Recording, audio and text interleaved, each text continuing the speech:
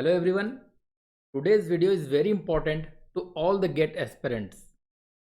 अगर आप किसी ऐसे स्टूडेंट से जब पूछोगे जो पहले गेट दे चुके हैं, तो वो एक बात आपको ज़रूर बोलेंगे कि मैं गेट एग्ज़ाम में और भी अच्छा स्कोर किया होता अगर मैं गेट में कुछ सिली मिस्टेक्स ना किया होता तो आज की वीडियोज़ में हम ये जानेंगे कि कैसे आप कुछ सिली मिस्टेक्स जो जनरली लोगों से हो जाते हैं, आप उसे कैसे अवॉइड कर सकते हैं। तो चलिए देखते हैं। तो जो लोग मुझे पहली बार देख रहे हैं उनके लिए मैं बता दूं, this is my profile, you can read it and if you want to buy the Unacademy subscription then you can use my code Jiten10 and you can buy plus और आइकॉनिक एनीथिंग सब्सक्रिप्शन। तो let's start with very first mistake जो most of the लोग करते हैं।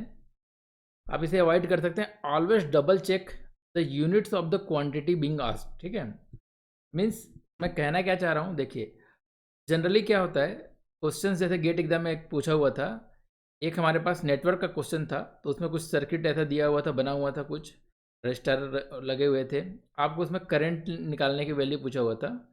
तो numerical answer type question आते हैं आजकल, तो ऐसा find the current blank in milliampere ऐसा लिखा हुआ था। ठीक है, तो जनरली लोगों ने क्वेश्चन बनाया, सब कुछ सही सॉल्व किया, करंट की वैल्यू निकाला, बट उन्होंने जब करंट की वैल्यू निकाला तो उन्होंने जो निकाला था वो उनका आंसर आया था एम्पियर में, उन्होंने निकाला था एम्पियर में। और गेट एग्जाम में जनरली हम लोग हड़बड़ी में रहते हैं, तो फटाफट हम लोग ऐसे देखते हैं, बस गेट एग्जाम में क्या पूछा है, करंट निकालना पूछा है, करंट की वैल्यू आई, तुरंत फटाफट इसमें पुट करो, ऐसा आ जाता है। बट हमेशा जब अब न्यूमेरिकल आंसर टाइप का क्वेश्चन होगा तो हमेशा आप चेक कीजिए कि आपसे किस यूनिट में पूछा है आंसर। अगर आपसे करंट की बात कर रहा है तो करंट आपसे एम्पियर में पूछा है कि मिली एम्पियर में पूछा है। ठीक है, अगर वोल्टेज की बात कर रहा है तो वोल्टेज मिली एम्पियर किस में पूछा है, रेजिस्टेंस की बात कर रहा है तो ओम में, किलो ओम में, मेगा ओम में, किस यूनिट में पूछा है उसे आप ज़रूर ध्यान दीजिए। ठीक है, नहीं तो आप क्वेश्चन सब सही बनाएंगे, बस यूनिट में गड़बड़ी की वजह से आप एक सिली मिस्टेक कर देंगे।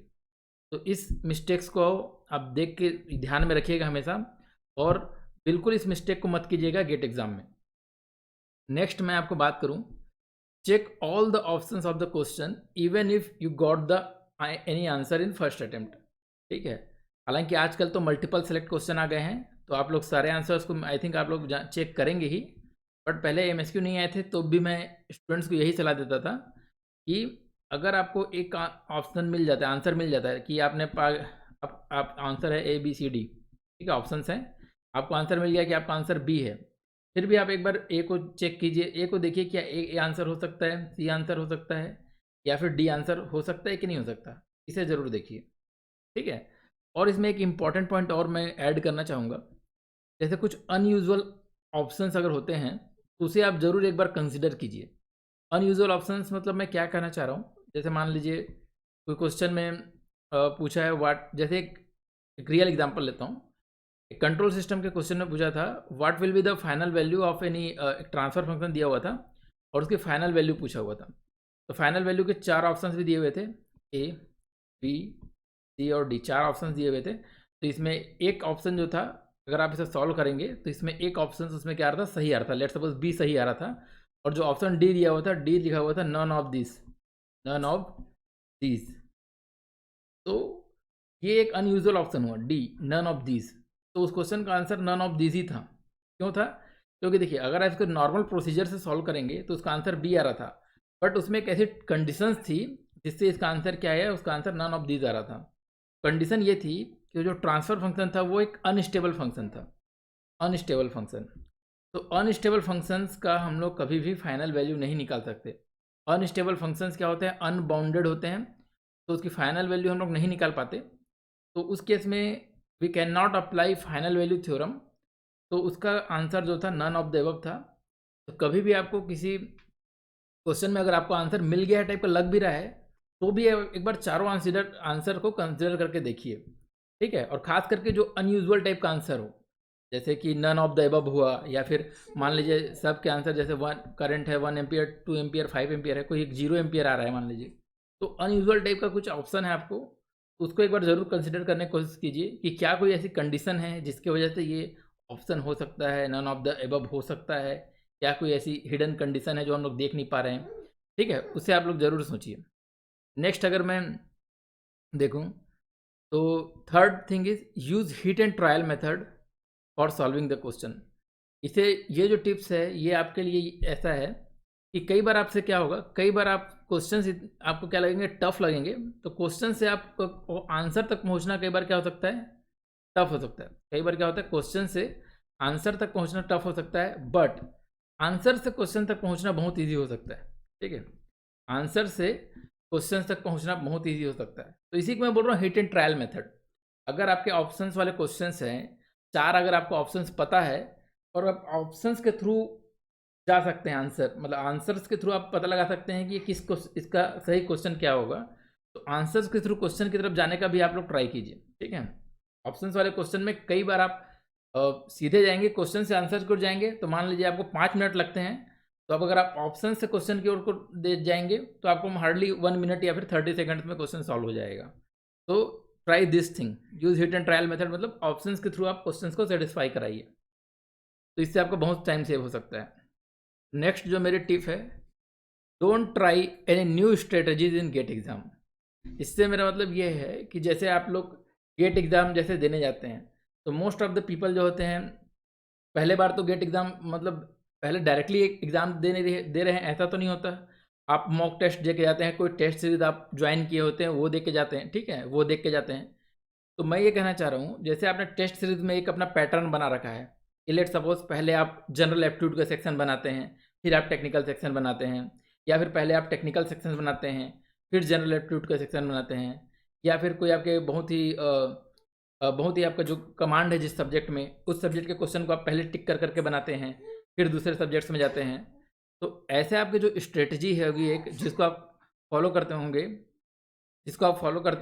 आप उसी को फॉलो कीजिए। ठीक है, आप गेट एग्जाम में कोई भी नई स्ट्रेटजी मत फॉलो कीजिए, कुछ भी ऐसा मत कीजिए कि जैसे आप पहले एप्टीट्यूड सॉल्व करते हैं नॉर्मली, तो गेट एग्जाम में जाके आप पहले टेक्निकल सॉल्व कर रहे हैं, ऐसा बिल्कुल मत कीजिए। ठीक है, नई स्ट्रेटजी बिल्कुल वहाँ पे ट्राई मत कीजिए, जो आप जिसमें आप कंफर्टेबल हैं, जो आप जैसे आपने मॉक टेस्ट में जो भी आप करते आए हैं, उससे जो आप अपने आप में इम्प्रूव करके जिस स्ट्रेटजी को फॉलो करते आए हैं, आप उसी को फॉलो कीजिए।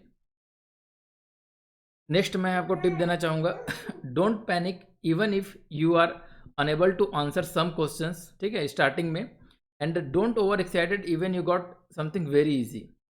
देखिए, GATE exam is all about momentum. ठीक है, गेट एग्ज़ाम में क्या होता है, आपका जो माइंडसेट है, आप गेट एग्ज़ाम में बैठे हैं, आपके शुरुआत के 1 क्वेश्चन नहीं बने, 2 क्वेश्चन नहीं बने, 3 क्वेश्चन नहीं बने, 4 क्वेश्चन नहीं बने, तो आपका बिल्कुल मोमेंटम चला जाएगा। ठीक है ना, ऐसा हो जाता है कि 4 क्वेश्चन नहीं बने, फिर आप सोचते हैं कि अब एकदम डिमोटिवेटेड फील करने लगते हैं। फिर उसके बाद के जो ईजी, बाद में भले ही बहुत ईजी क्वेश्चन रहेंगे, लेकिन आपका मोमेंटम बिल्कुल चला जाता है, तो ऐसा मत होने दीजिए। Don't panic even you are unable to solve some question of starting, और इसको बिल्कुल आप मत जाने दीजिए। आप अगर ऐसा लग रहा है कि कुछ क्वेश्चन आपसे नहीं बन रहे हैं, आपका मोमेंटम जा रहा है, ऐसा लग रहा है, तो आप जो आपका स्ट्रॉन्ग सब्जेक्ट है, ढूंढ के पहले वो वाले क्वेश्चन को सॉल्व कर लीजिए। वो वाले क्वेश्चन, कुछ इजी क्वेश्चन सॉल्व कर लेंगे तो आपको क्या होगा, एकदम कॉन्फिडेंस आ जाएगा, हाँ कुछ क्वेश्चन बन रहे हैं मेरे से। या फिर आप वैसा नहीं करना चाहते तो भी आप मेंटल स्टेट में रहिए, इस मेंटल स्टेट में रहिए कि आपसे क्वेश्चन नहीं बन रहा है, तो भी आपको पैनिक बिल्कुल नहीं होना है। ठीक है ना, कोई भी गेट एग्जाम में 100 मार्क्स नहीं लाता है। ठीक है, यहाँ तक कि जो टॉपर होते हैं वो भी 80-85 मार्क्स लाते हैं, उससे ज़्यादा नहीं लाते हैं। ठीक है, तो ऑल इंडिया रैंक 1 होते हैं वो भी। तो अगर आपसे शुरुआत के 1 क्वेश्चन नहीं बने, 2 क्वेश्चन नहीं बने, 5 क्वेश्चन नहीं बने, कुछ नहीं होता, बाकी सबको भी आप एकदम अच्छे से, जैसे आप बिल्कुल अच्छा करेंगे सोच के ही आप सॉल्व कीजिए। तो डोंट पैनिक, अगर आपसे कुछ भी शुरुआत के क्वेश्चन नहीं बन रहे हैं, डोंट नीड टू वरी। और कभी कभार क्या होता है, हम लोग शुरुआत के 2-3 क्वेश्चन बहुत ईजी आ गए, तो हम लोग बहुत ज़्यादा ओवर एक्साइटेड हो जाते हैं। ठीक है, ओवर एक्साइटेड हो जाते हैं और लगता है हमसे सब फटाफट फटाफट बन जाएगा।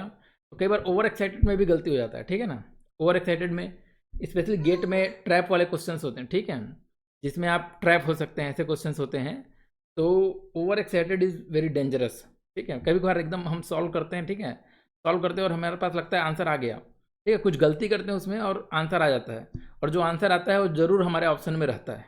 ठीक है ना, तो डेफिनेटली ऑप्शन में रहेगा। आप कुछ गलती करेंगे और गलती करने के बाद जो आंसर आएगा वो ऑप्शन में रहेगा। तो इसलिए ओवर एक्साइटेड होकर फास्ट मत सॉल्व कीजिए, पूरा माइंड वहाँ पे लगा के सॉल्व कीजिए। ओके, अगर आपको इजी क्वेश्चन मिल जाता है तो भी आप एकदम केयरफुली सॉल्व कीजिए। My next advice to you is give your best and don't care about result in the exam hall. ठीक है, आप अपना बेस्ट दीजिए एग्ज़ाम में। एग्ज़ाम में आप रिजल्ट की चिंता मत कीजिए कि अरे मेरा एक क्वेश्चन 2 क्वेश्चन गलत हो गया तो अब मुझे पीएसयू नहीं मिलेगा, मेरे 3-4 क्वेश्चन और गलत हो गए तो मुझे अब आईआईटी नहीं मिलेगा। ऐसा बिल्कुल भी सोचने की ज़रूरत नहीं है, ठीक है ना? अगर आपसे क्वेश्चन नहीं बन रहा है, क्वेश्चन हो सकता है टफ़ हो, सभी के लिए टफ़ हो सकता है, ठीक है ना? क्वेश्चन टफ़ होगा तो सभी के लिए टफ़ होगा, सभी के लिए क्वेश्चन टफ़ होगा, बहुत सारे को लोग उस क्वेश्चन को नहीं बना पाएंगे। क्वेश्चन ईजी होगा तो सब लोग बना पाएंगे। तो वो सबके लिए एक तरह का होता है, ठीक है? तो आप एग्ज़ाम के रिज़ल्ट की चिंता आप बिल्कुल भी एग्ज़ाम हॉल मत कीजिए, बस आप अपना बेस्ट दे के देना है, ये सोच के जाइए। My next advice is manage time properly. देखिए, गेट एग्ज़ाम में कुछ क्वेश्चन ज़रूर ऐसे आएँगे जो एकदम थोड़े लेंदी होंगे, जिसमें ज़्यादा कैलकुलेशंस होगा, जो टाइम कंज्यूमिंग होंगे, ठीक है? कुछ क्वेश्चंस होंगे। बट मेरी रिकमेंडेशन ये है, अगर आपको पता है कि ये बहुत ज़्यादा टाइम कंज्यूमिंग है, तो आप उसको लास्ट लास्ट में ट्राई कर सकते हैं, लास्ट में बनाने का। क्योंकि ऐसा अगर ऐसा होगा कि आपसे कोई क्वेश्चन है, ठीक है, बहुत ही लेंदी है और बहुत ही टाइम कंज्यूमिंग है, तो आप उसमें बहुत ज़्यादा अगर टाइम दे रहे हैं, तो अगर वो टाइम लेने के बाद अगर नहीं बनता है, तब तो आपको पूरा टाइम वेस्ट हो गया, ठीक है? और अगर बन भी जाता है बहुत ज़्यादा टाइम देने के बाद, बट उसके चक्कर में मान लीजिए एक क्वेश्चन बनाया बहुत ज़्यादा टाइम देके, बट उसके चक्कर में अगर आप लास्ट के 4-5 क्वेश्चंस को अगर आप देख ही नहीं पाए, या फिर देख रहे हैं बट ऐसा लग रहा है कि ये क्वेश्चन ईज़ी हैं, बट मेरे पास कुछ टाइम होता तो मैं ये सारे क्वेश्चंस को बना लेता, तो ये ज़्यादा पेनफुल होगा, ठीक है? तो आपको टाइम को ऐसे प्रॉपर्ली मैनेज करना है कि आप सारे क्वेश्चंस को एक बार देख के उसमें आप टाइम दे पाएँ, ठीक है? सारे क्वेश्चंस को आप एक बार देख पाएँ और समझ पाएँ कि आपको पहले कौन सा क्वेश्चन सॉल्व करना है, ठीक है? क्योंकि टाइम की कमी की वजह से आपसे क्वेश्चन छूट गया, ये बहुत ही पेनफुल हो सकता है, ठीक है ना? आपसे क्वेश्चन बन रहा था बट टाइम की कमी की वजह से छूट गया, तो इससे बुरा कुछ नहीं होगा, ठीक है? तो पहले जो क्वेश्चन बन रहा है उसको आप पहले बनाइए, कोई टाइम कंज्यूमिंग है ऐसा लग रहा है, तो आप उसको लास्ट में अटेम्प्ट कर सकते हैं। पहले जो जल्दी-जल्दी बन रहा है, जो कम टाइम में आपसे बन रहा है, आप उसको अटेम्प्ट कर सकते हैं, ठीक है? Next, have some light diet before the exam, ठीक है? देखिए, हमारी जो कंडीशनिंग होती है, जैसे डेली हम जो जैसे हमारी जो कंडीशनिंग होती है, जिस समय हम खाना खाते हैं, हमें उसी टाइम पर भूख लगता है, ठीक है? तो जनरली जैसे गेट का एग्ज़ाम मॉर्निंग में है या आफ्टरनून में है, तो मॉर्निंग में जैसे है आपकी डेली हैबिट है कि आप डेली सुबह उठ के नाश्ता करते हैं, तो आपको 10-11 बजे तक भूख नहीं लगता, ऐसा है। बट गेट की एग्ज़ाम के दिन आप इतना पढ़ने में इतने बिज़ी हो गए कि आप नाश्ता नहीं किए, ठीक है? तो बॉडी की तो हैबिट है, जिस वक़्त भूख लगना है उस वक़्त भूख लगेगी ही, ठीक है? तो अगर आपको भूख लगेगी तो आपका माइंड डिस्ट्रैक्ट होगा, ठीक है? आप गेट के क्वेश्चन प्रॉपर्ली सॉल्व नहीं कर पाएँगे। तो बिल्कुल जैसी आपकी हैबिट है नाश्ता करने की, एक लाइट हैबिट डाइट करके आप जाएँ वहाँ पर, ताकि आपको भूख लगने की वजह से आपका माइंड डिस्ट्रैक्ट ना हो एग्ज़ाम में और आप अपना 100% दे पाएँ एग्ज़ाम में। Next, my advice is to you is you can take some brain stimulating things before the exam like tea and coffee. ठीक है, कुछ लोग जैसे चाय पीते हैं तो उनको बहुत ही थोड़ा एनर्जेटिक फील होता है, ठीक है? उनको थोड़ा माइंड ऐसा लगता है कि और अच्छे से काम कर रहा है। कुछ लोग कॉफ़ी पीते हैं तो ऐसा लगता है, ठीक है? ऐसा कुछ भी हो सकता है आपके लिए ब्रेन स्टिमुलेटिंग थिंग्स, तो आप उसे जस्ट बिफोर द एग्ज़ाम आप ले सकते हैं, ताकि आपका माइंड एकदम फ्रेश रहे, आप अपना 100% दे पाएँ। Next is don't drink too much water just before the exam. ठीक है, देखिए गेट के एग्ज़ाम में हर एक सेकंड कीमती है, ठीक है? अगर आप बहुत ज़्यादा पानी पी लेंगे just before the exam, then definitely इसके चांस है कि अगले 3 घंटे में आपको नेचर्स कॉल आ जाए, आपको जाना पड़े, ठीक है? आपको जाना पड़े, उसमें आपका क्या होगा, टाइम वेस्ट होगा। तो don't drink too much water just before the exam. You can take a bottle of water with you in the exam hall, ठीक है? जब आपको प्यास लगे तो पी सकते हैं, बट उससे पहले जस्ट बहुत ज़्यादा मत पीजिए, उससे टाइम वेस्ट होने के चांसेस हैं, ठीक है? Next, my advice, next and last advice is take enough sleep before the exam, ठीक है? मोस्ट ऑफ द स्टूडेंट्स इस एडवाइस को मानेंगे नहीं, उन लोग एग्ज़ाम से पहले पढ़ेंगे ही रात भर, ठीक है? तो कोई बात नहीं, बट एटलीस्ट 4 से 5 घंटा तो एटलीस्ट सोइए ही, 5, ठीक है, एग्ज़ाम से पहले, ताकि आपको एग्ज़ाम में आपका माइंड प्रॉपर्ली एकदम फुल फंक्शनिंग में काम करता है, ठीक है? 5-6 घंटा एटलीस्ट सोइए, ठीक है? तो इनफ स्लीप आप अपना टाइम कैसे मैनेज कीजिए ना, कि आप एक दिन पहले ही पूरा रिवीजन सिलेबस सब कंप्लीट कर लें और उस दिन आप आराम से सो के नेक्स्ट डे वेरी फ्रेश होके बिल्कुल आप एग्ज़ाम देने जाएँ, ठीक है? ताकि आपका माइंड पूरी तरह से अपने 100% दे पाए। देखिए, आप पूरे साल भर आप तैयारी करते हैं, ठीक है?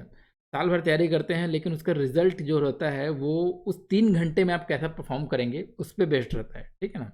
आपने साल भर बहुत मेहनत की है, बट उस 3 घंटे में अगर आप प्रॉपर, आपका दिमाग अगर आपका 100% नहीं दे पाया, तो फिर उस साल भर की मेहनत वेस्ट है। मानते हैं इस बात को?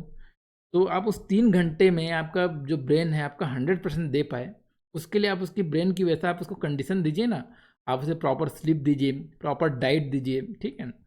तब आपका क्या होगा, आप एग्ज़ाम में 100% स्कोर कर पाएँगे। एंड नेक्स्ट एडवाइस इज़, ये लास्ट एडवाइस था बट एक additional advice from as a general advice, don't take too much tension, ठीक है। Don't take too much tension. देखिए, कभी-कभार लोगों को लगता है कि गेट ही एक पहला और लास्ट एग्ज़ाम है उसकी ज़िंदगी का, ऐसा नहीं है, ठीक है। आप टेंशन मत लीजिए गेट एग्ज़ाम का। मैं ऐसे कई लोगों को जानता हूँ जिन्होंने मतलब, जैसे कि कुछ लोग होते हैं जो जैसे कि मान लीजिए पहले बार गेट देते हैं, ठीक है, उनका सिलेक्शन हो जाता है। बट कुछ लोग होते हैं जैसे मान लीजिए पहली बार उनका सिलेक्शन नहीं हो पाया, बट अगेन वो ट्राई करते हैं, उनका उससे भी बड़ी चीज़ मिलती है उनको, ठीक है। जो जो पहले बार में वो पा सकते थे उनसे भी बड़ी चीज़ मिलती है। तो आपको वरी नहीं करना है, आपकी मेहनत वेस्ट नहीं जाएगी। आप एकदम ये मत समझ लीजिए कि ये आपका पूरी ज़िंदगी का मतलब पहला और आखिरी चांस है, ऐसा मत सोचिए। आप एकदम टेंशन फ्री होके एग्ज़ाम दीजिए, ठीक है। Thank you so much guys, and these are our other YouTube channels, so you can join these channels also. And I and if you want to buy an academy subscription, then you can apply my code jiten10 to get the extra 10% discount. I think मैंने आपको जो ये सब tip बताई, इस tip से अगर आप गेट में जितने भी स्कोर कर पा रहे थे, उससे कुछ तो आप ज़्यादा मार्क्स स्कोर कर पाएंगे, ठीक है। तो अगर आपको ये मेरी टिप्स अगर यूज़फुल लगी हों तो मुझे कमेंट करके ज़रूर बताइए, और अपने फ्रेंड्स लोगों के साथ ज़रूर शेयर कीजिए इसे। और हमारे जो यूट्यूब चैनल है लीड गेट, और इसका जो टेलीग्राम चैनल है उसे ज़रूर ज्वाइन कर लीजिए। मुझे लगता है ये सारे टिप्स को अगर आप एग्ज़ाम से पहले ध्यान में रख के जाएँगे, तो अगर मान लीजिए एक्स मार्क्स स्कोर कर रहे थे नॉर्मली, तो आप x+2 x+5 कुछ भी मार्क्स स्कोर कर सकते हैं, x+5 x+10 आप मार्क्स स्कोर कर सकते हैं। और आप जानते हैं गेट एग्ज़ाम में 1 मार्क्स 2 मार्क्स से भी कितने ज़्यादा रैंक का फ़र्क आ सकता है। तो ये सारे टिप्स आप ज़रूर एक बार एग्ज़ाम से पहले आप एक बार ध्यान में रख के जा सकते हैं, ठीक है। तो thank you so much guys.